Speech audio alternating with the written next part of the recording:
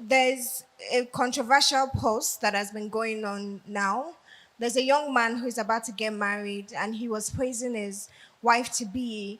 And in the post, he mentioned that she's not the most beautiful, she's not the most intelligent, but he chose her.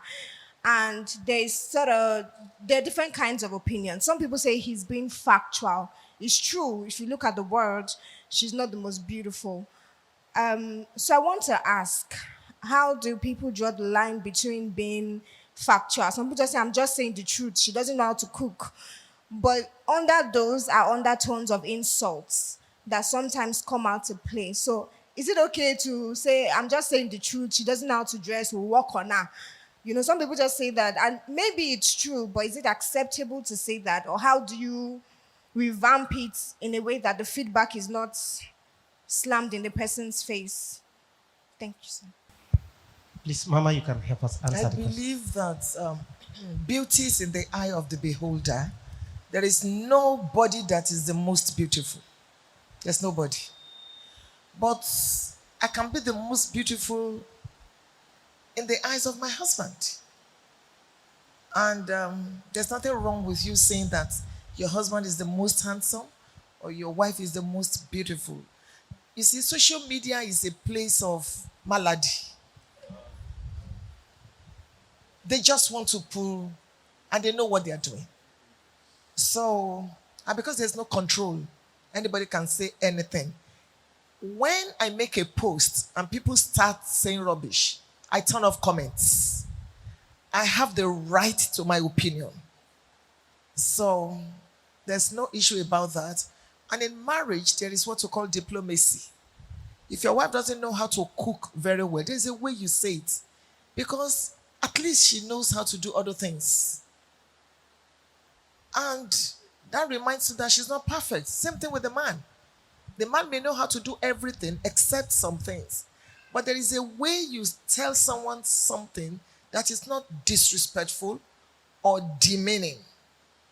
And the Bible says nature teaches decency. It's in the book of Corinthians. Nature teaches decency. So you know when you are insulting someone. You know. And sometimes it's because of lack of home training. That's why it's important to invest in our children. There's a way you speak to people. And in marriage, there should be respect. We should be intentional about respecting our spouses. Very intentional about that, man or woman. I don't say, that's the way I was raised. You can re-raise yourself. All of us, we were raised somehow. But there's a way you come across as being rude, insolent, and all that. And we keep growing every day. Thank you, Ma. The first one says, thank you, sir, for this teaching. What can be done to or for a man that is not romantic and does not want to change? Then the second question says, why do men find it difficult to practice all that Bishop has just said? All that Bishop just preached. That's what the message read there. Why do men find it difficult to practice all that Bishop said? Then what can be done to a man who is not romantic and does not want to change? Bring him to Bishop.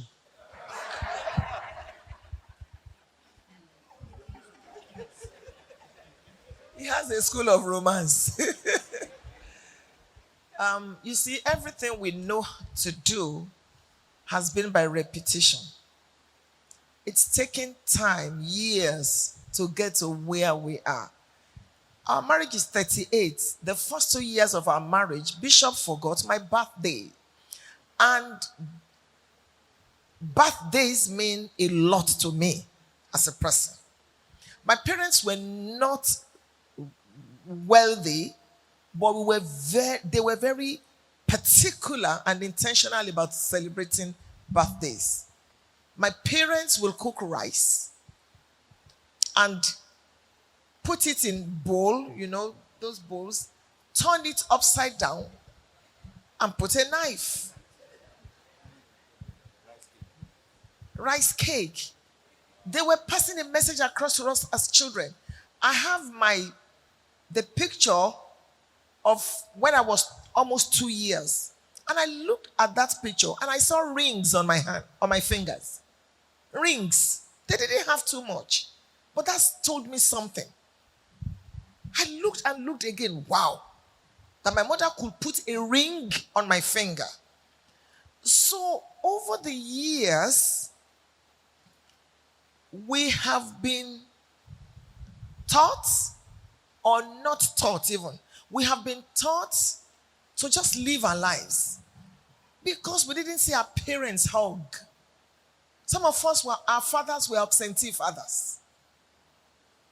You've never had your mom tell your dad, I love you, for where? And you grew up there. Then they passed you to your aunt or your sister that will fight with the husband. And from there, you move to your pastor's house or your imam's house. Because in Africa, there is nothing called marriage. It's the truth. And then you moved on to the boarding house, where your friends will tell you about how their father beat the mother or the man had 3 wives and all that. So you see, over the years, these things have been mirrored to us, modeled to us. And now you're married as a man.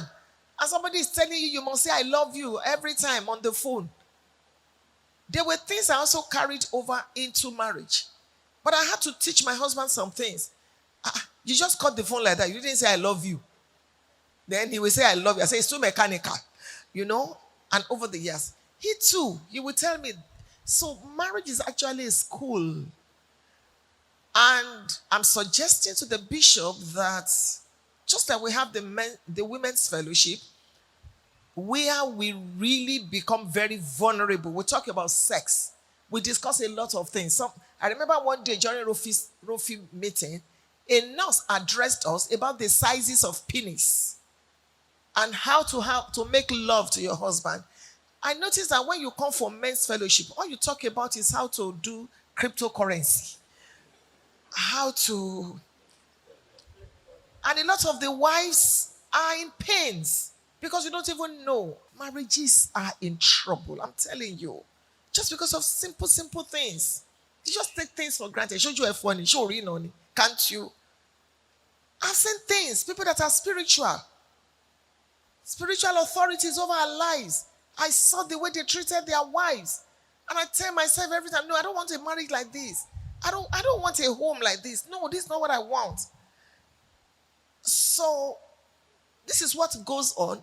And I do hope that the men will find a way to arrange where things like this can be taught when we, the wives, are not even there. This is a feedback. A lot of men, 90% of men are not romantic. It is the truth. But it's an art that can be learned. So they can learn it. And if your husband is here tonight, he's hearing this. When last did you pull the duvet over your wife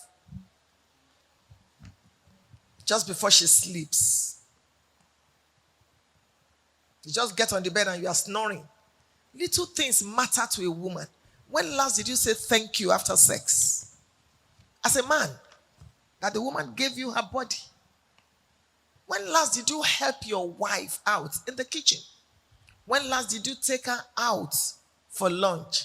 You see, as marriages get old, we all commit the sin of familiarity. We just assume. We just take things for granted. If I don't love you, I wouldn't have married you, Joe. Joe, move on. What is doing us is more than that. But we need to please. Because ultimately, when the children are gone, when the nest is empty, it will just be the two of you. And if you are not used to friendship, when you get to the gracious season of your life and of your marriage, it's going to be very difficult. That's why 51-year-old marriages break. Because you're not used to being friends. Everything is about children's school fees, children's assignment, ministry, and all that. When the children are gone, because they will go. If they don't go, you're going to pray that they should leave. They're going to leave. Build friendship. It's going to help you. And if your spouse is a friend, there's nothing you cannot tell the person, and there's nothing you cannot teach the person. I hope one of these days we're going to talk about sex and marriage. Maybe we're going to bring an expert or whatever. Because we don't talk about these things, but there are issues. And then maybe we're going to talk about money. There are several things that we're going to be talking about that I believe will help us. You know, I'm a teacher. I explain a lot. I hope I've been able to convince you and not confuse you over my answer. Oh, thank you so very much. Please put your hands together. Thank you. Yeah, men, if ladies will try to let them pretend that they are not even listening. Men, can we talk? We are talking about romance. Let me share with you my practical experiences. Is that okay by you? Okay, number one, it begins with communication. Communication, not talking about how to make the next 1 million. We're not talking about changing car. We're not talking about fixing the this and that. No. You can talk about the last sex you had. How did you enjoy it between you and your husband? How did it go? I hope it wasn't hot food for you. Did you enjoy it? The lady will say, tell me the truth. Did you enjoy it? I know you did. That is one. That's to start with. Then the second. You said they don't want to talk about some things. Who are the them? Your wife.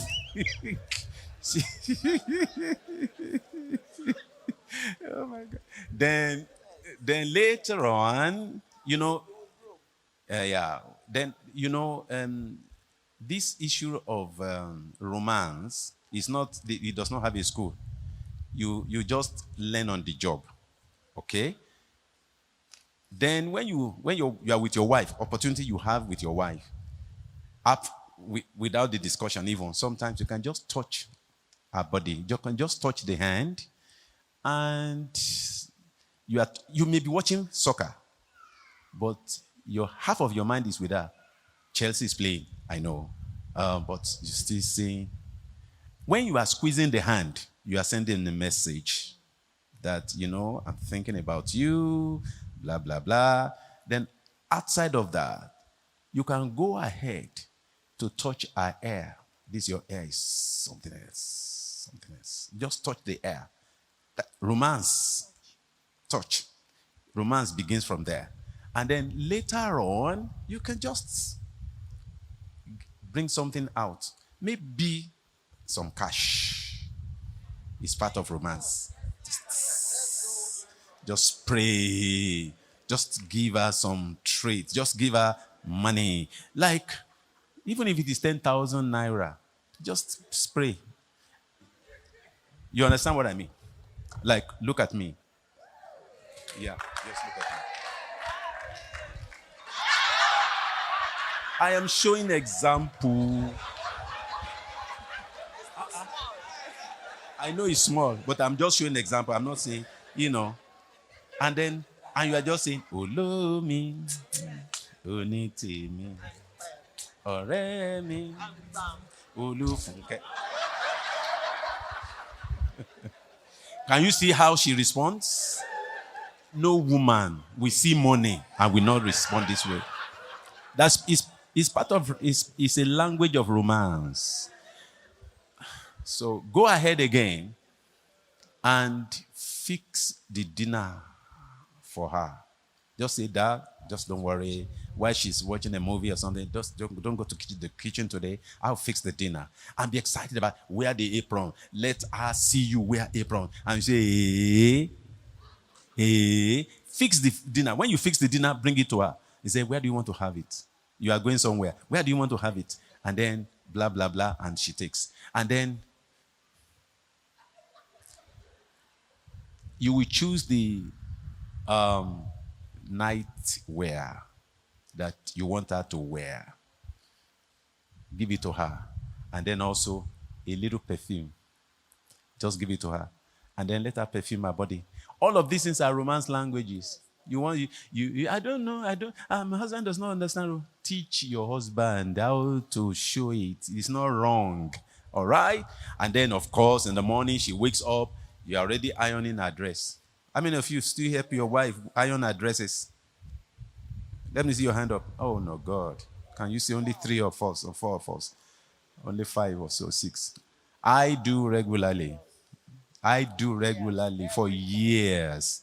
I'm not too sure she ironed her dress. Maybe. How many times? I don't know. I'm not sure how many times she did. I do iron our dresses. I will first of all iron our own before. Even today I did. So that is how to speak to your wife. These are the love languages that you will speak to your wife.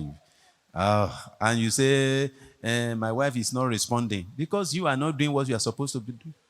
My wife is dry because you are not doing what you are supposed to be doing. Your wife is not. Okay, I want to ask a question now. This is not about romance. I just want to ask a question.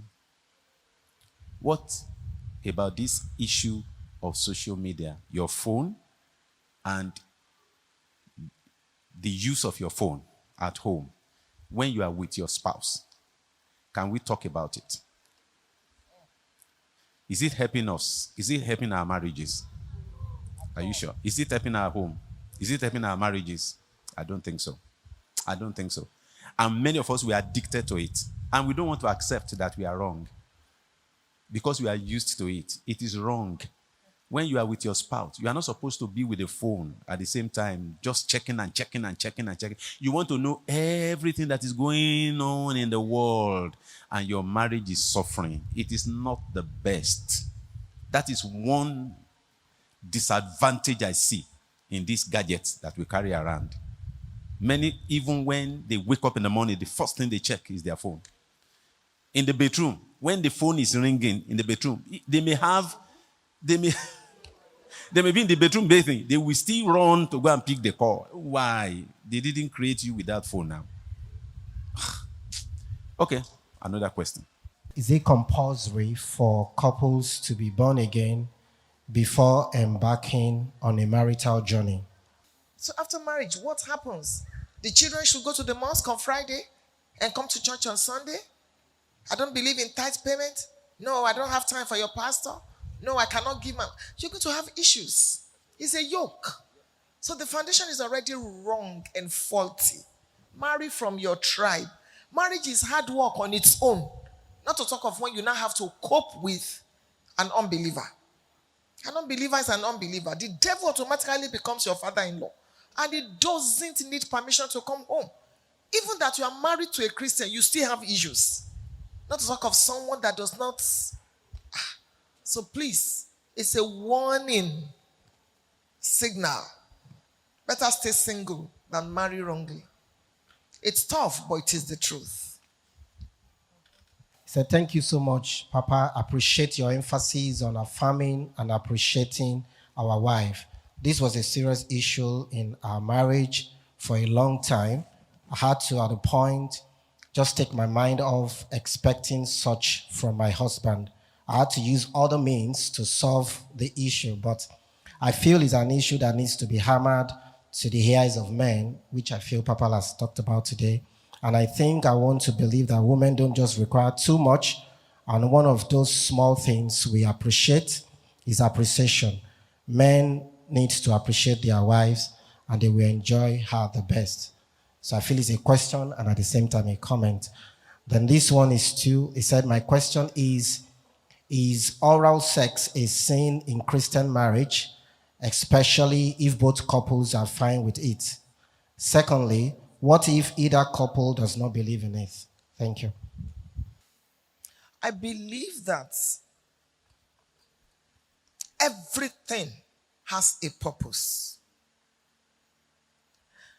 The reason you don't park your car inside your bedroom is because there's a purpose for the garage.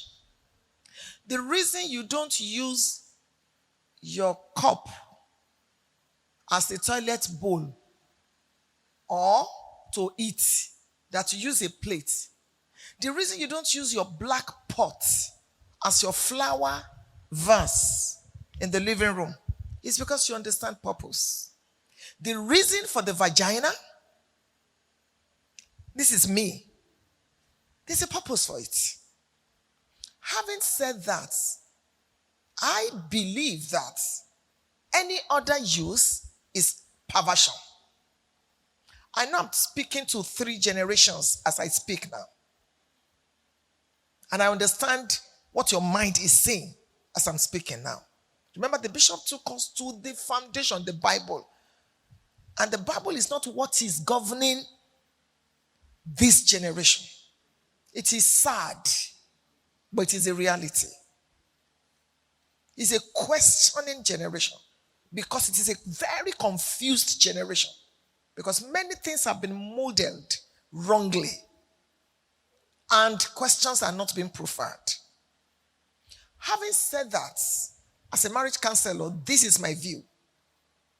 As a couple, whatever happens in your bedroom is your headache. It has nothing to do with me. I've told you my personal view, and it is not binding on you. Because there's no passage of the scripture that I can quote. Just like the Bible does not say, do not smoke. And some people will say, since the Bible did not say it, we can as well go ahead and smoke. Many things that God is silent about or that God speaks to us about is for our personal benefit. If you smoke, 1 stick of cigarette deducts or subtracts 11 minutes from your life. It's a scientific fact. So you don't have to say it in the Bible that thou shalt not smoke. Continue to smoke. You will go to heaven, but you will go before your time.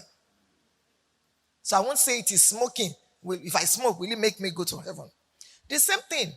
If I decide that it is my mouth that I want to be putting penis, medical doctors are here for hygiene reasons.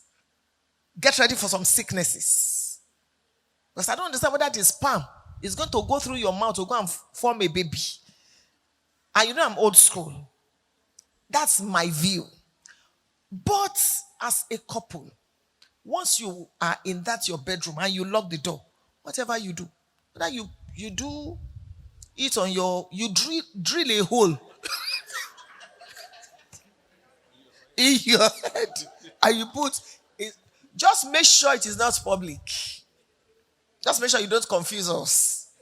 So, whatever you do in your bedroom, this is how I always answer this question. I give my opinion. I can't find it in the Bible, but that's my personal opinion. And then I say, whatever you do is your business.